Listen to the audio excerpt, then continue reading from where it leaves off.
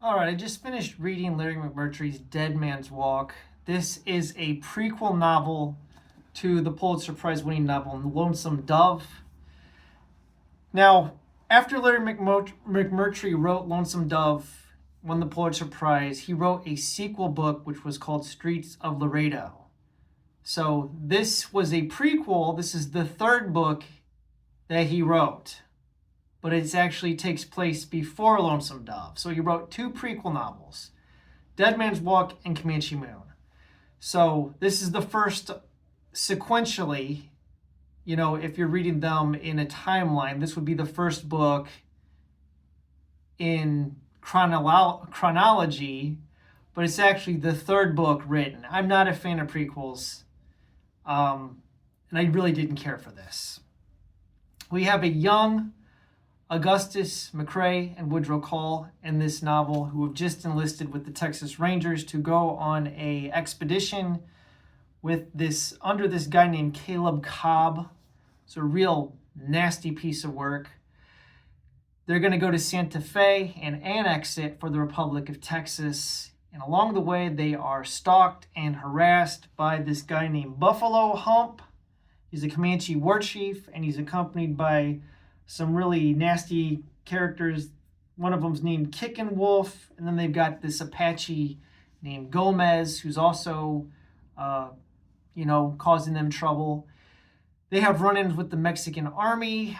At one point, the book gets its name for Dead Man's Walk from crossing, and I'm going to butcher this. They have to cross the Jaranda del Muerto.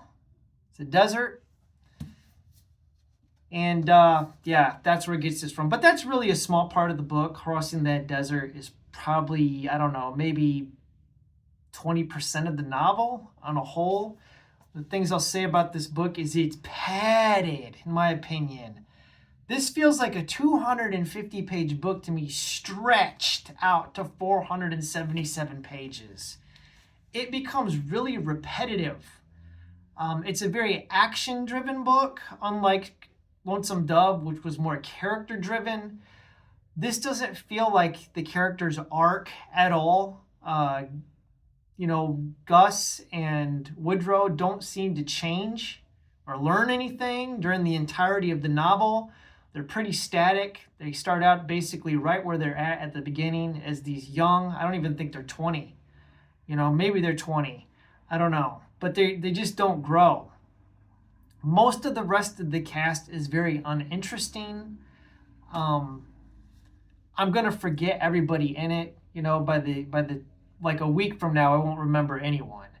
There's one character named Matilda Roberts, Maddie, who is she seems like she's gonna be a very important female character, kind of like Lori was in Lonesome Dove, but she just quickly fades to the background as supporting cast.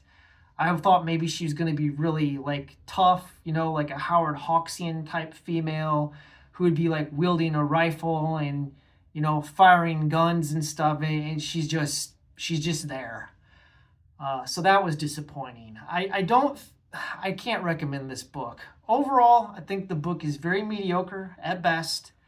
But man, it falls off a cliff at the end. This last section here of the book, the last, 100 pages or so, just, no. Big stinkeroonie.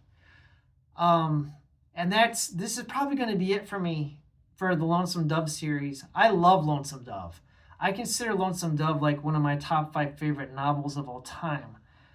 Read Streets of Laredo way back in the day, didn't like it. So I figured, well, I'll give these prequels a shot, and I didn't care for this. So, 2 out of 3 of my Lonesome Dove experience, I got one that was an absolute home run.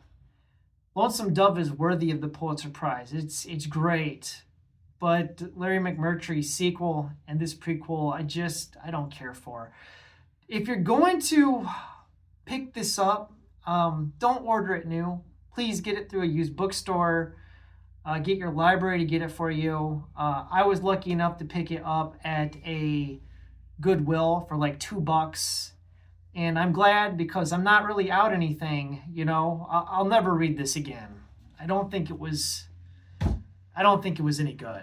I thought it was really pedestrian. The ending torpedoes the whole book, man. That is one of the worst endings. It's a bad ending. All right, that's going to wrap things up here. I'll see if I can link my review for Lonesome Dove here. Thanks for watching. Have a wonderful day.